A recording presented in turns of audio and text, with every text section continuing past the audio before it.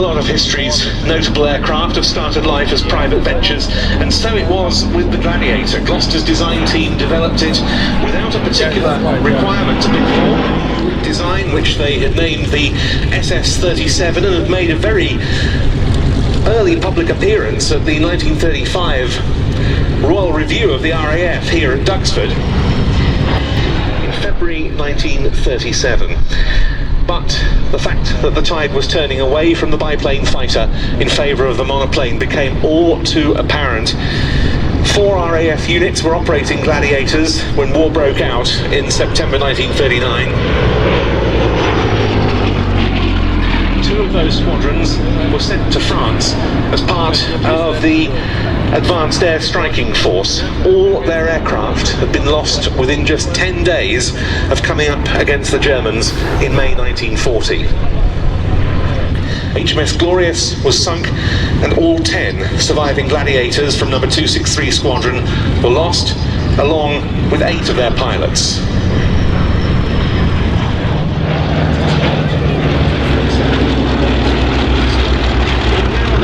Westland Lysanders.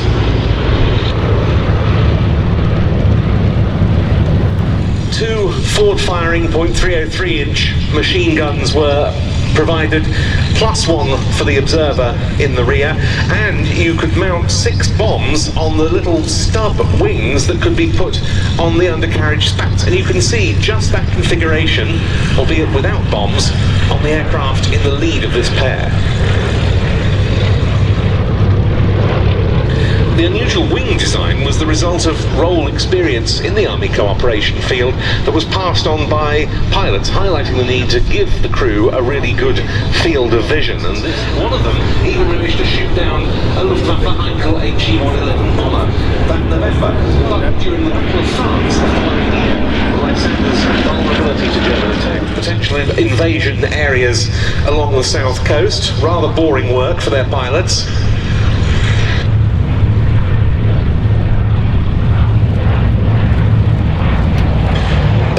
Anything but boring were the missions undertaken by Lysanders in support of the SOE, the Special Operations Executive. Who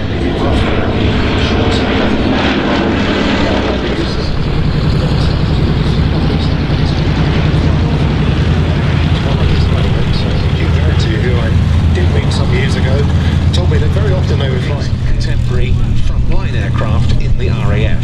So the Air Ministry decided to adopt it as a new light bomber for the Royal Air Force.